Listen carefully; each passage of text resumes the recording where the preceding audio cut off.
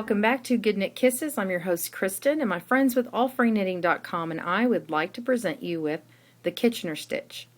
The Kitchener stitch is a way to invisibly graft two sides of your garment together, your headband, bracelet, whatever you're putting together. Right now I've got a garter stitch pattern, and I want to take the live loops and I want to attach them with my beginning starter pegs, the part that was casted on. And so I have put them on the small loom here. And if you're on a large loom, you might want to transfer it to a long loom so that this gap isn't so big. This would probably be the biggest gap I would recommend, because we need all this extra yarn that's coming off of your last strand here. Unless you want a contrasting one, you want it to be connected still. So we are going to so go ahead and we're going to do the setup first, and then we're going to have stitches that go back and forth. So there's a really handy guide I want to tell you about, and it's going to be, there's a link to it that's going to be down below on the description on the YouTube page, so be sure and click on that, print it off. It's by Bethany Dailey, and she's with GettinItPegged, and she's got a great little freebie for you there, and we'll have a link on there from allfreeknitting.com site to get you there.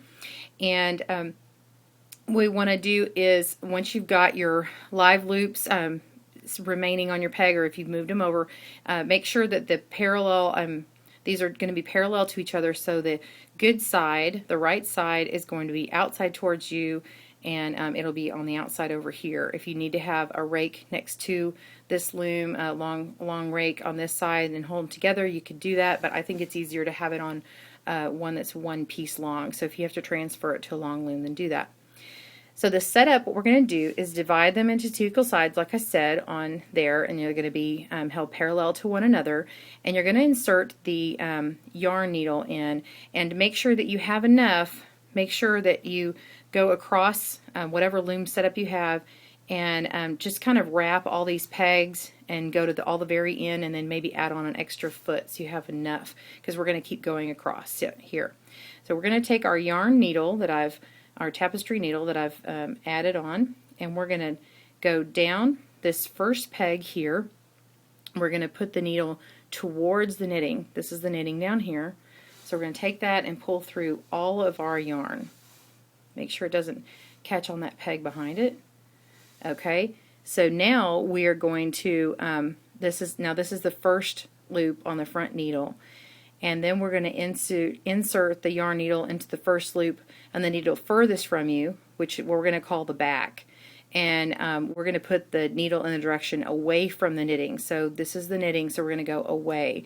So it's actually, the way I'm holding it, it's towards me, but we're going away from the knitting. And I want to make sure this is up on top. Okay.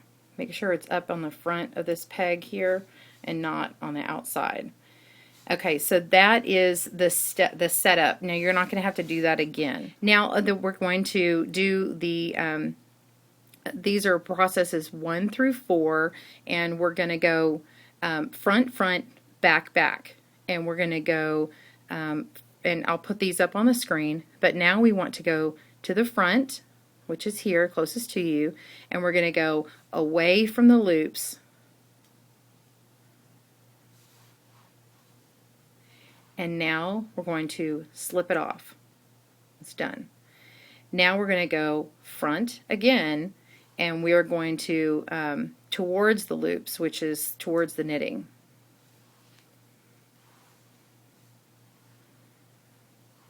Again, keeping it up front. And now we're doing back, back. So we want to towards the loops,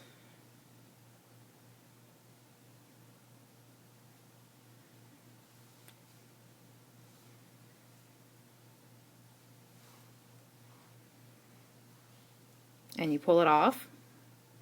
It's already popped off for me, and then we're doing back again, so we want to go away from the loops and keep it on the needle.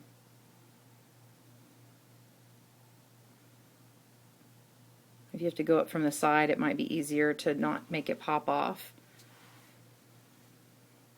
Okay. Make sure it goes up and around there. And you can kind of tug on these and get it tight. But whenever you end up taking this off of here, you'll end up getting it really tight. So now we've done the back. Now we're going to do front again. And we're going to, now we're starting the process over again. So if you've got less to do, then you're not going to keep going. I'm only going to go to 6 today. So now we want to go the front again, and we want to go away from the loops. And it slips off the needle. And now we're doing front again, and we want to go toward the loops. And now we're going to do our back to back, back and back. So go back here, and we're going to go towards the loops, and we're going to slip it off.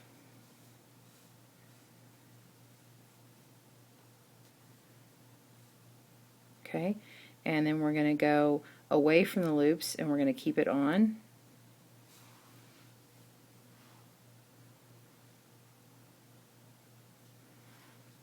And then we're going to the front again, and we're going to do away from the loops and let it go off. And then here we're going to go towards the loops, keeping it on. Okay, now we're going to the back, and so we're going to towards the loops.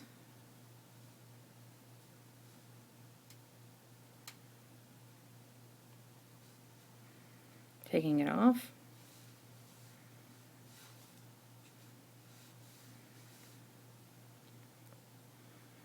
And then we're going to take it away from the loops.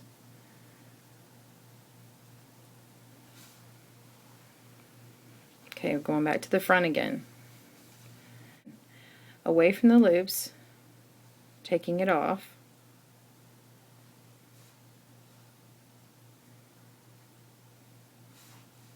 And towards the loops, keeping it on. So it's off, on, off, on. And then to the back, I'm going to go away from the loops, slipping it off.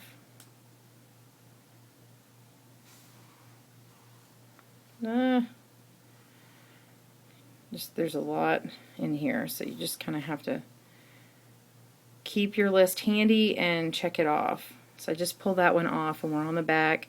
So now I'm looking back at my list now, and I'm going to go, I'm going to go away from the loops and keep it on.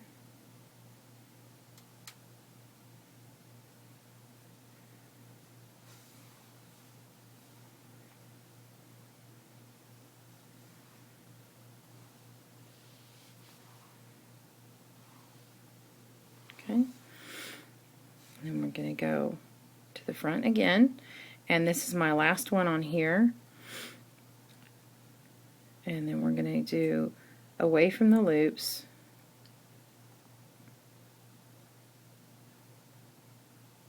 slipping it off,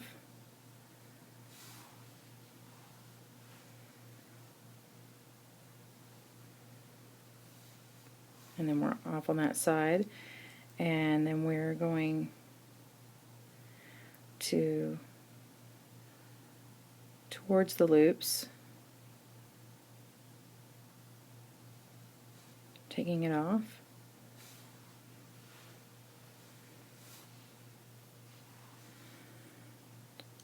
and then away from the loops,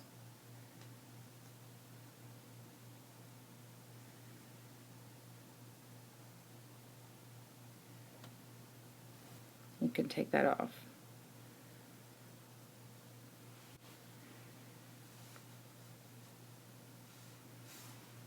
So you've got a big kind of mess here, so now what you have to do is go through here and pull it. So I'm going to kind of mess with pulling it, and then we'll come back and I'll show you what it looks like.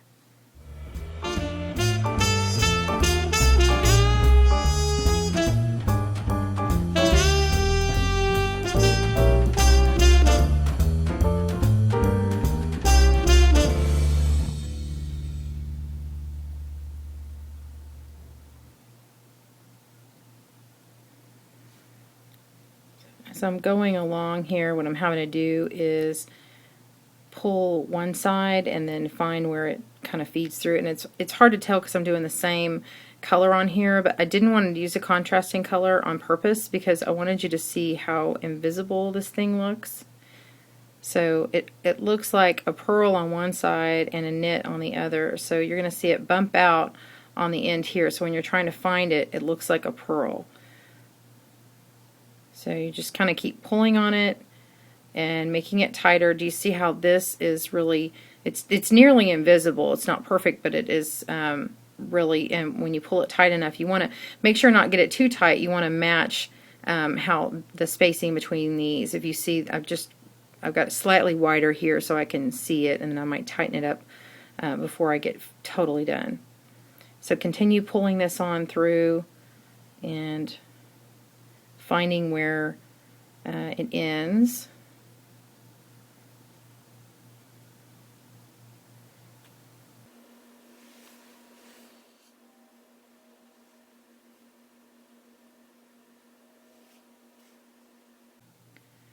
Alright, so I am down to the end, and see I have pulled that all through, and now all I've got left is my beginning, I'm sorry, this is where I just ended, and then this is the beginning strand where I had originally cast on, and so now I can loop this through and tie it off and then work in my tail here, and then I can work in this tail in here.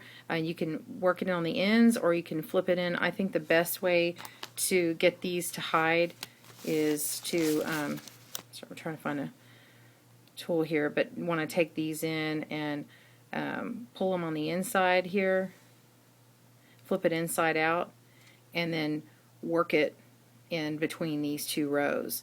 And so you get this nearly invisible stitch here, and it becomes this great, well, this could be a little wrist, little bracelet here. But it's a really great look. I suggest that you try the Kitchener stitch. Get a nice quiet place.